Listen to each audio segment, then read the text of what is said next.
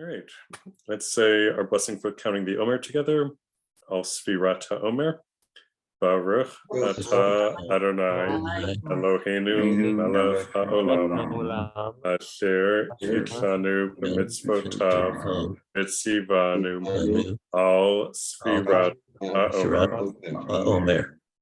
So yesterday was the 25th day of the Omer. So we'll say the formula together, and then I'll announce the day just in case there was any confusion about what today is. Hayom Isha Ve'esrim Yom Nahem Shosha Shavuot V'chamisha Yamim Laomer. Today is the 26th day, which makes 3 weeks and 5 days to the Omer. And although you do not need a fancy Omer counter, if you have one, you might as well use it because you only get 49 days to do so. All right. Let's do our La'asok B'divrei Torah blessing now. Baruch Atah Adonai Eloheinu Melech HaOlam Asher Shivanu B'mitzvotav La'asok B'divrei Torah. Praise to you, Lord of God, rule of the universe, who's made us holy with your commandments and commanded us to busy ourselves with the words of Torah. So we're going to do a recap of Pirkei Avot chapter 4, where we've gotten so far, because it's been a month and sometimes the juxtaposition is useful in thinking about upcoming texts.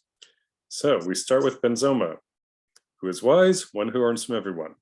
Who is mighty, one who subdues their evil inclination. Who is rich, one who is happy with what they have.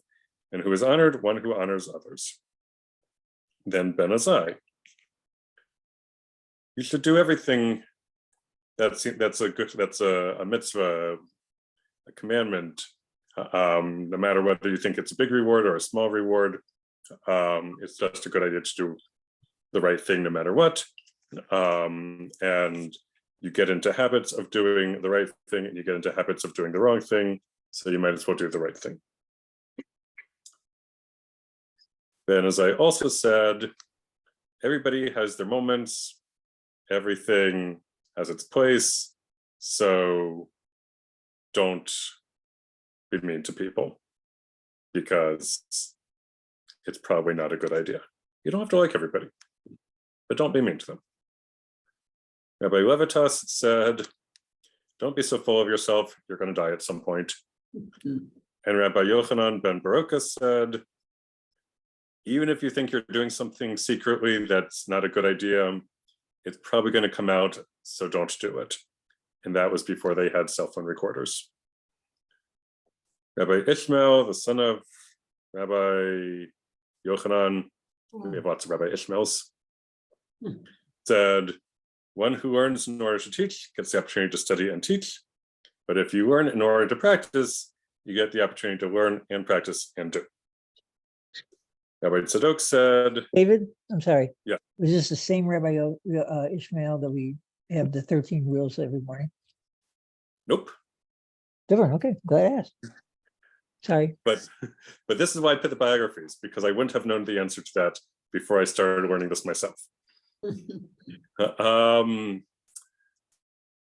Rabbi Tzadok said, it's good to learn, but don't make that a reason why you are full of yourself. Rabbi Yossi said, if you honor the Torah, you'll be honored by others. If you have a poor sense of values, other people are not going to think very highly of you either. Rabbi Ishmael, son of Rabbi Yossi, not to be confused with the other Rabbi Ishmael, or the Rabbi Ishmael that Harry asked about, like I said, lots of Rabbi Ishmaels, said, if you don't judge others, then you avoid enmity, robbery, and false swearing. But if you treat the judicial process lightly, whether that be as a judge or as somebody who's being judged, you are foolish, wicked, and arrogant. So don't do it. Rabbi Ishmael, the son of Rabbi Yossi, said, don't make decisions unilaterally because only God gets to make decisions unilaterally. And if you're on a Beit Din of 3 people, then you are automatically the minority. So you don't get to outweigh everybody single-handedly. And you should listen to other people's thoughts. Rabbi Jonathan said, if you make time for things that are important like Torah when you don't have a lot of money, then you will have a good sense of priorities and you will make time for Torah or other important things, even when you do have a time of money, even if you do, when you do have a lot of money and therefore time presumably. However, if you don't make time for Torah, even when things are going well for you and you've got the time for it, you're probably not going to prioritize it when things are harder for you. Rabbi Meir said, engage but little in business, not at all, just like not all the time. Busy yourselves with Torah. Like there's the phrase va'asok b'Torah, that's the blessing la'asok b'divrei Torah. Same wording. Be of humble spirit before all people. And the other rabbi would have said, after all, you're going to die. Why you don't be too full of yourself. And in line with the previous saying, if you don't prioritize Torah or other important things, then lots of people will be able to easily distract you from it. But if you do labor at the study of Torah, like all of you have been doing, there is much reward for God to give unto you, whether that be intellectual or that be community, because study of Torah in Judaism is a communal activity in chavruta, in groups. There's a lot of benefit in studying Torah and other such Jewish topics. And Rabbi Meir understood that 1800 years ago. All right. Rabbi Eliezer ben Jacob said, if you do one commandment, one right thing, you get an advocate. And if you do one wrong thing, you get an accuser. And if you repent and say, oops, I messed up, and you're sincere about it, and you do good deeds, this may be a shield against punishment. Not every shield works all the time, but at least they can try. Rabbi Yochanan Hassandlar said that every assembly whose purpose is to serve God will in the end endure, and every assembly which does not have it's not for the sake of heaven will not endure in the end. Rabbi Elazar ben Shamua said, just because you're a teacher, don't be too full of yourself. The dignity of your student should be as dear to you as your own. And since if you are a student, presumably you think highly of your teacher, or you wouldn't be learning from them, you'd go find a different teacher. So the dignity of your colleague should be as dear to you as your reverence for your teacher. And your reverence for your teacher should be like your reverence for heaven.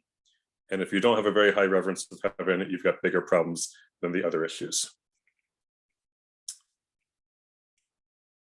Rabbi Judah said, be careful and study, because if you mess up when you teach, then it may be considered as if you did it on purpose.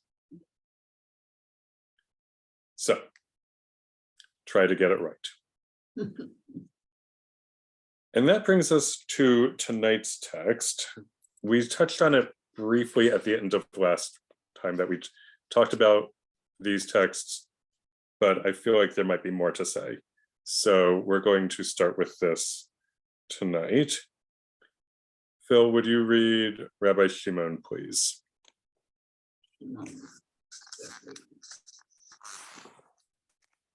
Rabbi, sorry. Rabbi Shimon said, there are three crowns, the crown of Torah, the crown of priesthood, and the crown of royalty, but the crown of a good name is superior to them all. Thank you. All right, and since this is the time of the Omer and we're heading towards Lag BaOmer, it is appropriate to be reading about Rabbi Shimon Bar Yochai.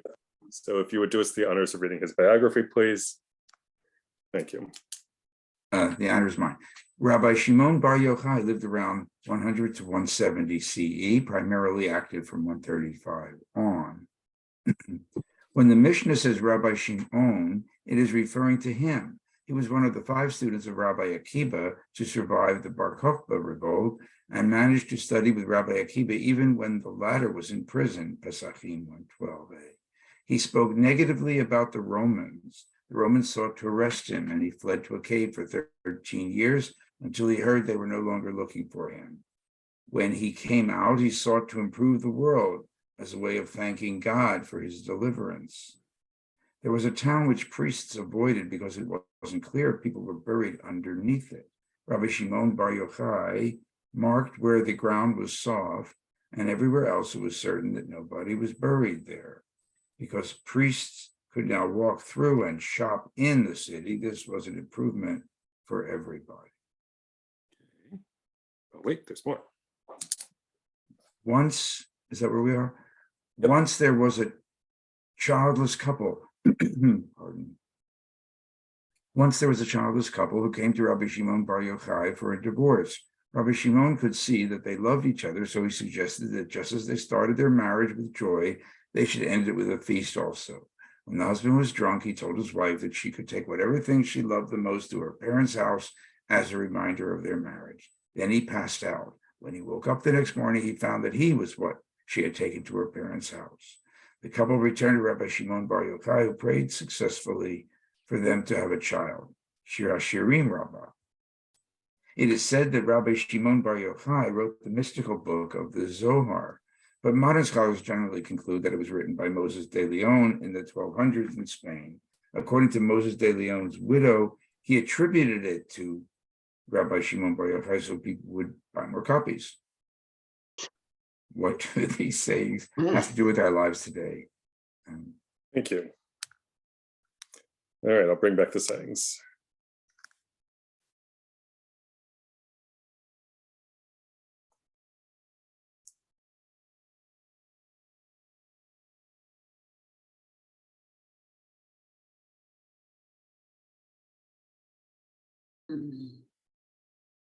I'm sorry, did you want me to read more? No, that's it. Okay, thank you. Thank you. Short saying, long biography.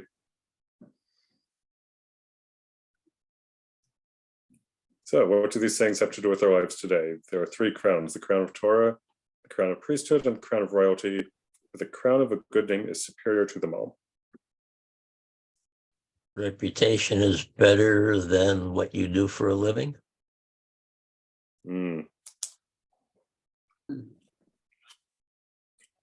I should say a good reputation.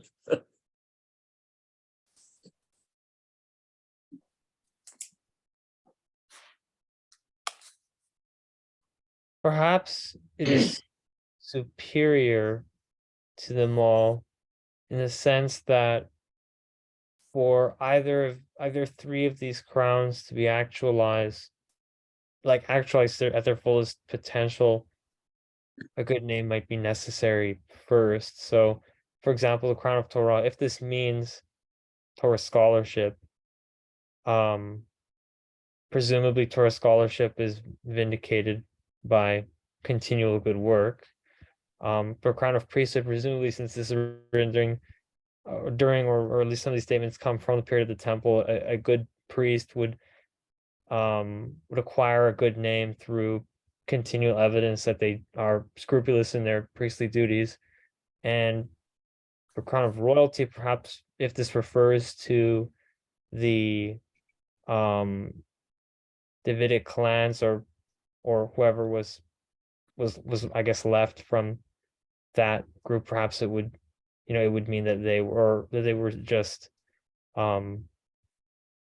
like just individuals who were royal in their sort of way they interacted with the world, acting as a good king in the world, or I guess as good royals in the world, since it wouldn't have been monarchs at this point. So maybe that's how this interacts together. Nice.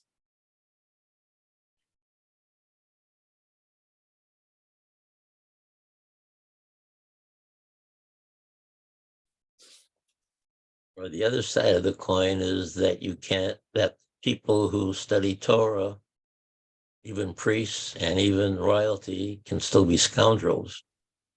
Should not be a good name for the. It's better to have a good name than to be a scoundrel and study Torah, for example.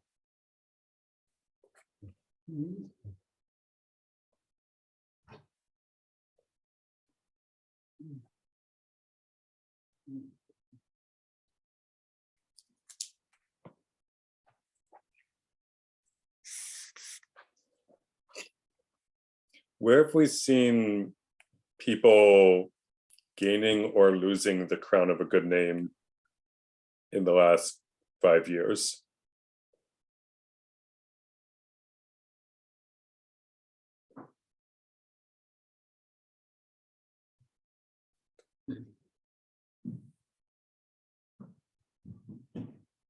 Oh, there's a member of the Supreme Court who supposedly has been doing things he shouldn't have been doing.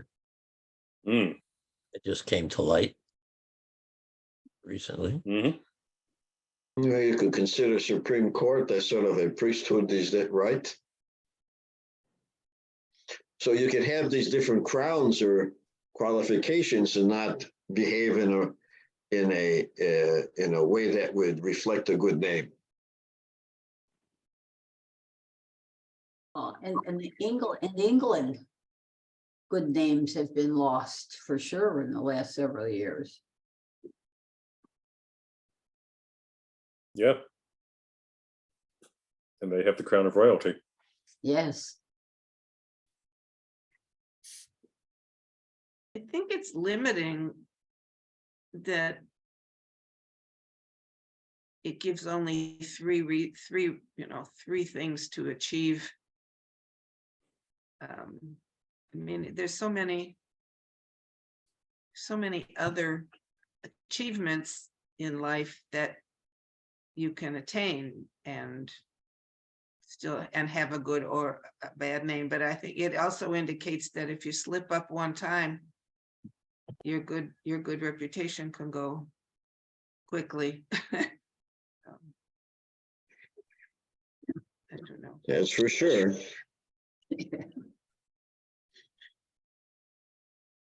We have Blagojevich. He was one. Nixon. I mean, they certainly lost their good names. There are several priests who have recently, in recent years, lost their good names for things they have done in the past. Yes. Allegedly, huh? Allegedly, some who have been proven, I guess. Yeah. We've got, I don't want to get political, but Well, even Netanyahu, he had a better name. And yeah, that's a lost good, his, right? yeah, he's under indictment. and- Questionable. Mhm.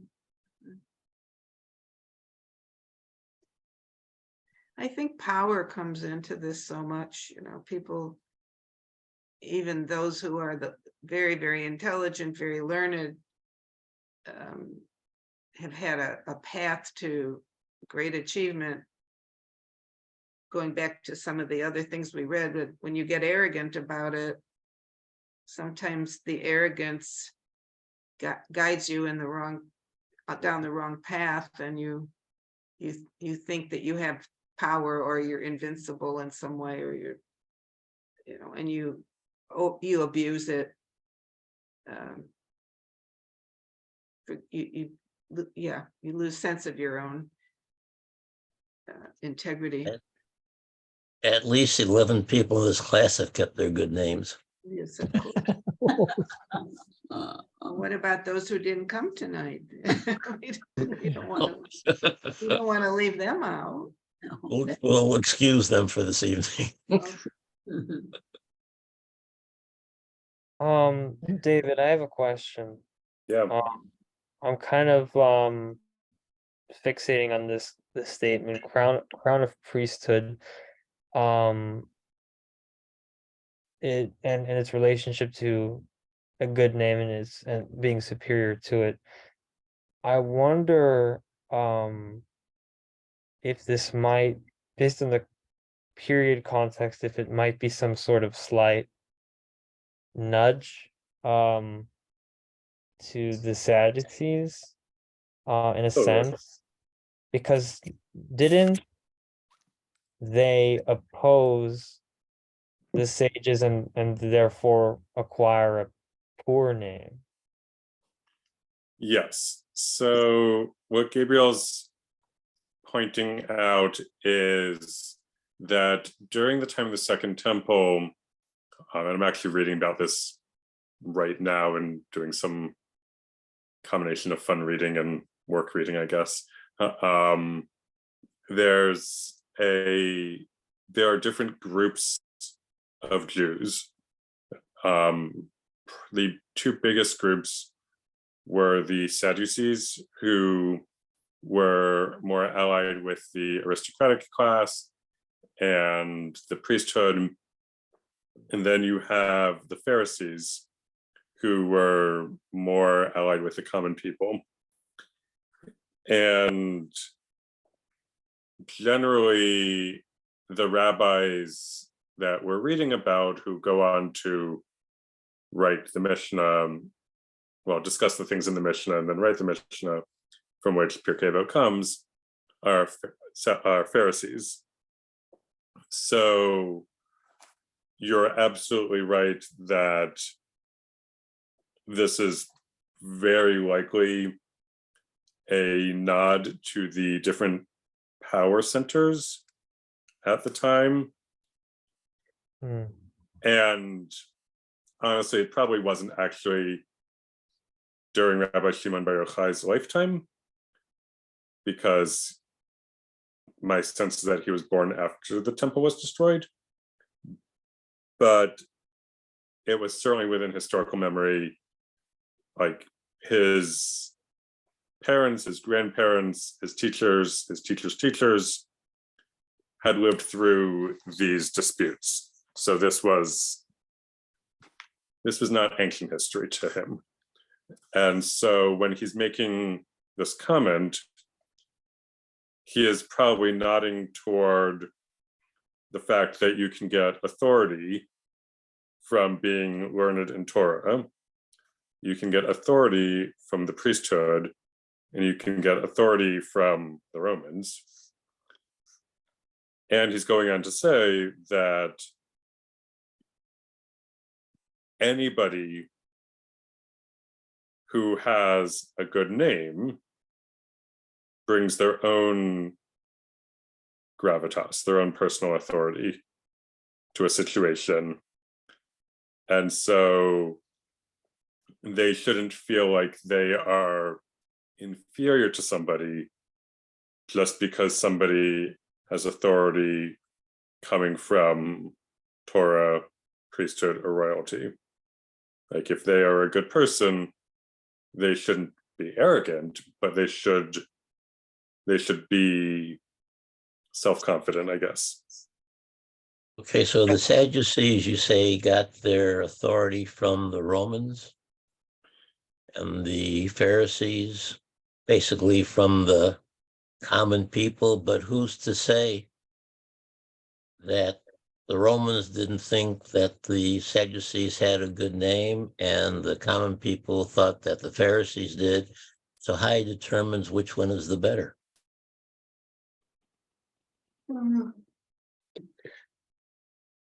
The crown of a good name. That's what he's saying. They have a good name they have a good name among different sets of people. Right? They both have good names, but to different factions of people, which one is the better? How do you determine which one is the better, if one indeed is the better?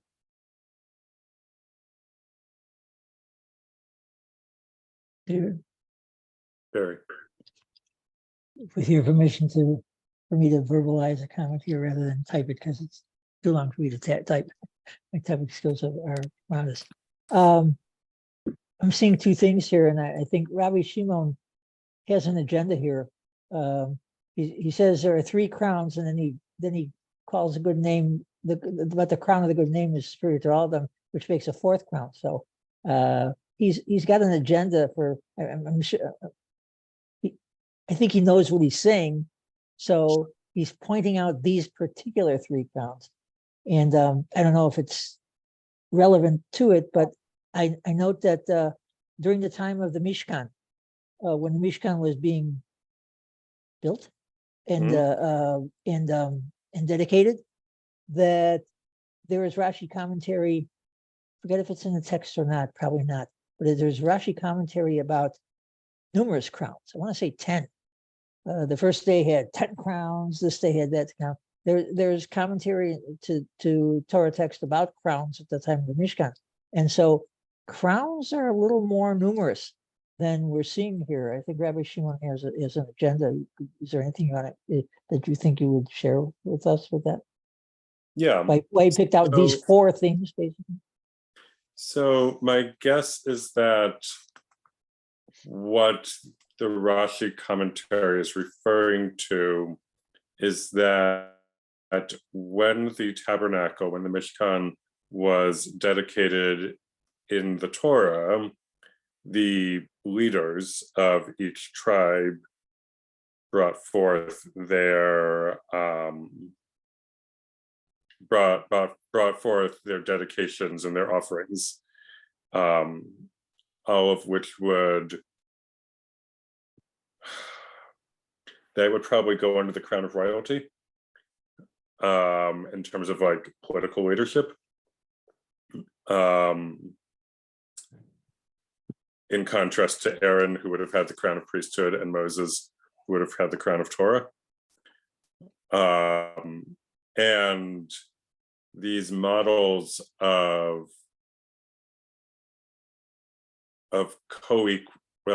separation of powers revolve around different they show up in different ways throughout Jewish history. Do you get your power because you know a lot? Do you get your power because you are religiously involved? Do you get your power because you have political power in the community, either from outside sources or because you have lots of money and can make things happen the way that you want by refusing to donate?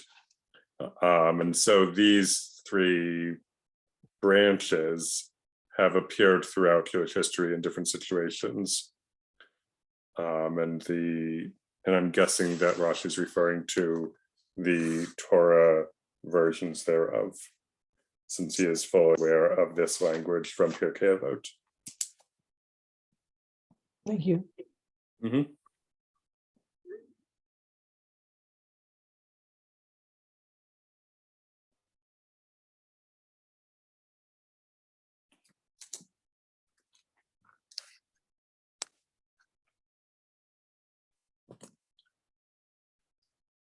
So picking up on something that I thought I heard Carol say, there could be more than 3 crowns. What would be crowns of today?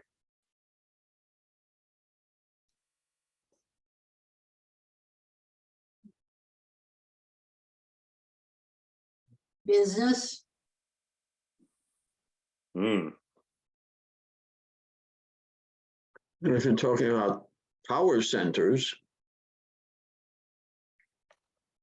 because the way I see that you have different power centers, as you explained back in the ancient times, they're the priesthood.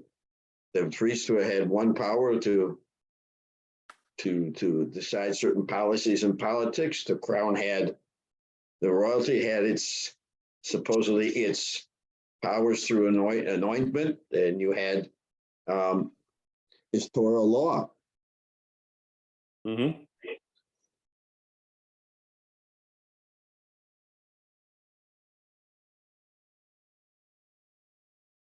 So if there's other things, you have science now, You have university presidents. Right. right? Knowledge, Mhm.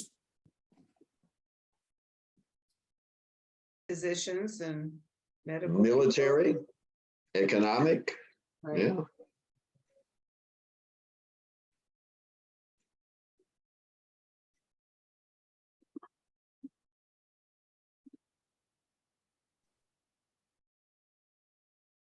Is the crown of a good name still superior to all of those crowns? I think they run hand in hand. I think, you can be a high level of any particular category and have a good name. Mhm. I mean, it's not as if you're the Right. other three. I mean, that's what it's saying basically, is that no matter how high up the ladder you are, this is what we said before, if you aren't a good person, or you're found out to be someone who is presenting in one way, but is living an alternate life on some other plane that's hurting people, I mean, then your good name goes away. But I think it's all simultaneous, that having a good name enhances the level of achievement that you attain. If I could pick up on something Herb said, I believe, before, about how people may be regarded differently by different groups, if I understood him, it seems to me that comes into play here, because a good name implies, or the value of the good name implies some kind of collective understanding or judgment about that. Maybe not a true consensus, but a general assessment that somebody has a good name. Now, that person might not deserve the good name, and that's why we hear that it might be your sins might be concealed. Only God will know them, perhaps. But the idea of the good name is there's an aim of transparency on some level, and you should know what the truth is about the matter so that you can make a judgment. And when you take the priesthood and the royalty, or the sovereignty, or the rule, that's malchut, I suppose they remembered or knew of the days of the Hasmoneans, I guess, the Maccabee family, who had outrageously combined the priesthood with the political rule, and so they're distinguishing them, and then he makes then comes the paradox, as Gabriel was talking about. It says there are three crowns, but then you have that sort of rhetorical move, but the best one is this other one that I didn't tell you about. So this is this thing open to contestation, and and you need some kind of community agreement, or you can't make these judgments. Bring to my mind at least, the story of Robin Hood. He certainly was a scoundrel as far as the rich people were concerned, but as far as the poor were concerned, he had a very good name.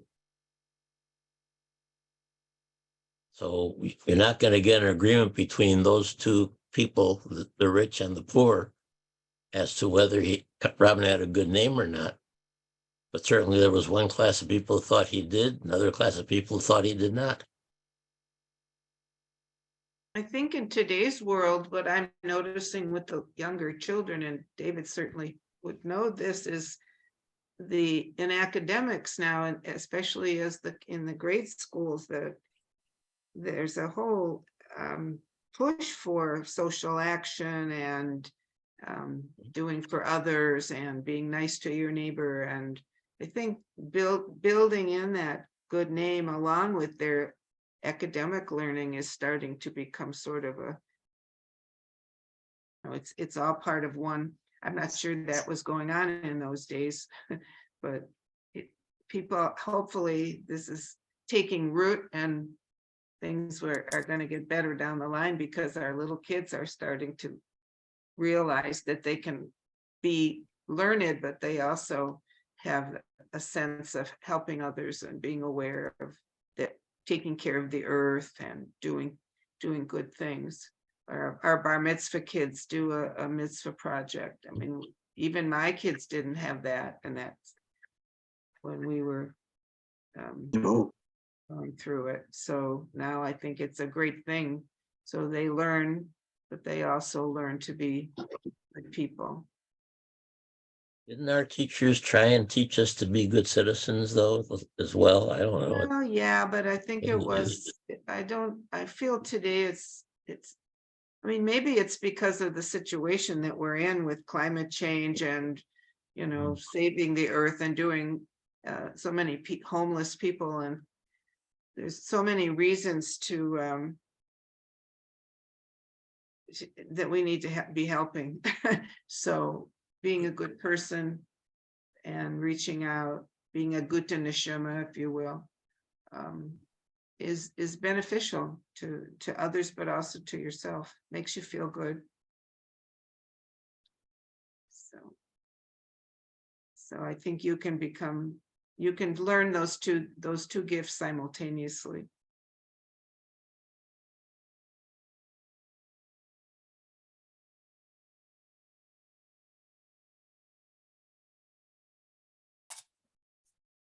yeah.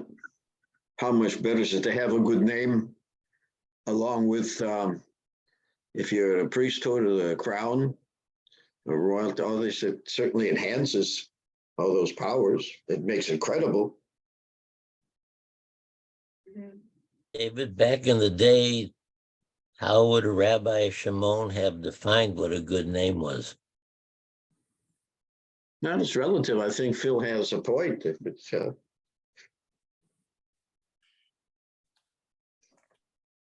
So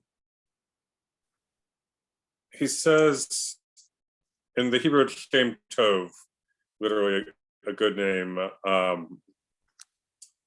think he would have defined it as if people think well of you, if you have a good reputation.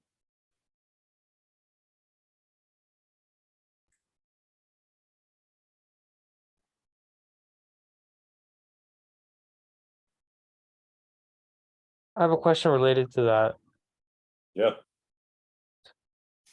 I'm wondering, was that the only, I guess, like part of how they perceived it, or did they also think that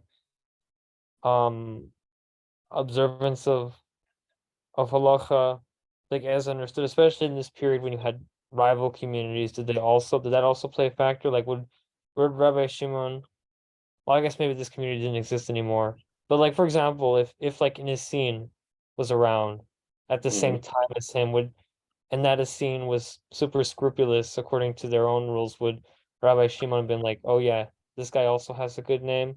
Or because of their sectarian differences, do you think that would have factored in it as well? So I think that would have been up to the individual. Whether you think, if you see somebody doing religious observance, you might have a positive impression of them. And if you see somebody else doing religious observance different from yours, less like, for instance, if you see a Jew in Israel, or you see a Reformed Jew who has done one day of Seders and done a very like taken it very seriously. And then the second day, they're not doing a Seder because in Reformed Judaism, you only do a Seder on one day. Whether or not you ascribe to them a good name for following their own rules, even or their group's rules, even if it's different from your group's rules, depends on how open-minded you are, perhaps. If you're willing to see things from their perspective as well as from your own.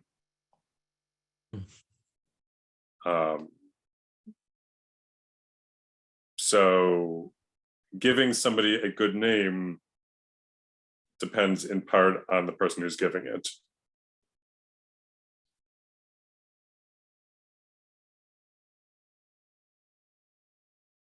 But Rabbi Shimon would say that it is nice to have the good name.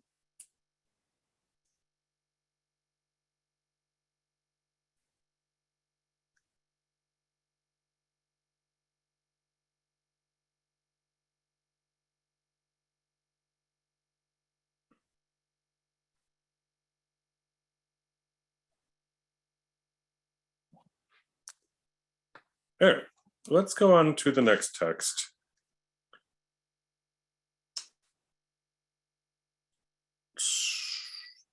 Charles, would you read this text, please? We're starting with 14 or the biography? With 14. All right, 14. Some call this 14:18. Rabbi Nehorai said, go as a voluntary exile to a place of Torah and say not that it will come after, i.e. to you, for it is your fellow students who will make it permanent in your hand, and lean not upon your own understanding. Proverbs 3:5. Want to continue with the biography? Yes, please. Well, it's not there anymore. Oh, biography. No, it's okay. See it now. Biography. Rabbi Nehorai was a Tanah rabbi during the time of the Mishnah, possibly active during the 100s Common Era. He has a number of sayings in the Talmud, some said to be in discussion with the prophet Elijah. That's some link there. Now, right, well, there's another link. Nevertheless,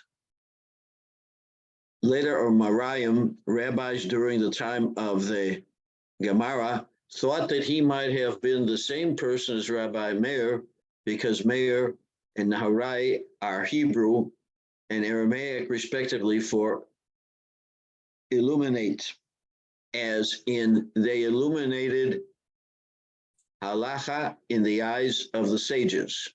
I'm pressing this up. Want to keep going here? Yes, please. It says, other Amoraim thought that Rabbi Nehariah was the same Rabbi Elazar ben Arach, because Nehariah's saying in Pirkei Avot reminded them of the experience of Elazar ben Arach. This is because Rabbi Elazar ben Arach decided to leave the other disciples of Rabbi Yochanan ben Zakkai in order to go to Damasit on grounds of the good, sweet water there. The others wanted to be in Yanev on grounds of the Torah scholars there. Subsequently, his reputation in Torah study diminished, while theirs grew. Avot Rabbi Natan 14:6. According to another version of the story, Rabbi Elazar ben Arach went with his wife to Eimaos because of the beauty of the scenery and the pleasantness of the water. He hoped that the other disciples would join him there, but when they didn't, he wanted to go to them. Unclear if he wanted his wife to move too. His wife dissuaded him, saying that he was superior in learning, so they should come to him. They didn't. What does that say about having a good name and what's more important for people to come? Well, didn't, and he forgot all of his Torah knowledge. Nowhere in the Talmud does it say why either Rabbi Meir or Rabbi Elazar ben Arach would have something ascribed to them in their own name and other things ascribed to them as Rabbi Nehorai. How are these sayings relevant to our lives today? Thank you. All right. So go as a voluntary exile to the place of Torah, and don't say that it's going to come to you, because other people will help you to understand better. Any relevance to our lives today?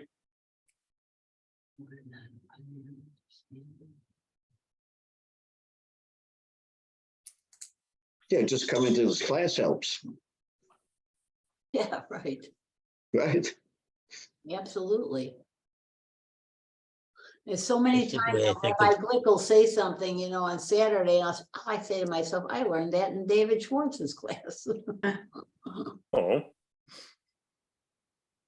I think it basically is saying you should never stop learning, that if you learn something and you learn from one group of students and you go someplace else, if you don't find other people to study with, you might very well develop erroneous understanding of what you think you know. hmm. Gives you an opportunity to get different opinions and then take that information and, you know, understand it as you would want. Well, David, your own experience as an educator and a teacher, people sometimes ask you questions, and even when we're participating here, you say, well, I'm not quite sure, let me check on it, and I'll get back to you. And I'm sure that, and it happens to many of us in our own professions as well, you go and research a little bit more, and then you learn something new, even though you might be considered fairly expert. It's very common. Why would you exile yourself voluntarily? That is a good question. Mm-hmm. Looking If for a someone good says answer, that's David. And if someone says that's a good question, it usually means they don't know the answer. Right, but exile in the sense that you're leaving something to a place of Torah. Well, why would you go there if not to learn, to participate with others? If I was going to exile myself and become a hermit, that's one thing. But it seems to me you're going someplace where you're separating from other distractions so you can study.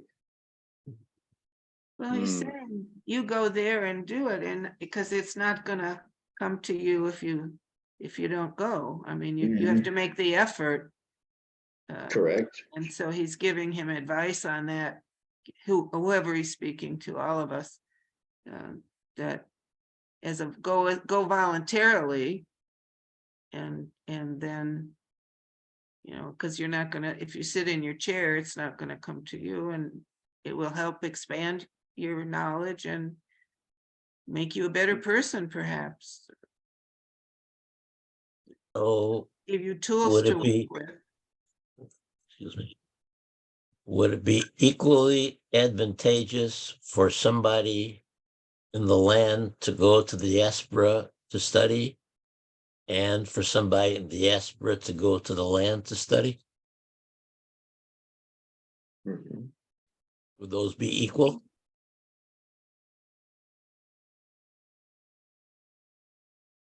This to me sounds like a parent talking to a child, you know, that giving them advice to take advantage of what's out there and learn. And don't just think you know everything. There's more His out there. charge or his students or his disciples, yeah. It's like a charge to them. It doesn't have an or else attached to it. No. Basically, it just says, you know, here's my advice.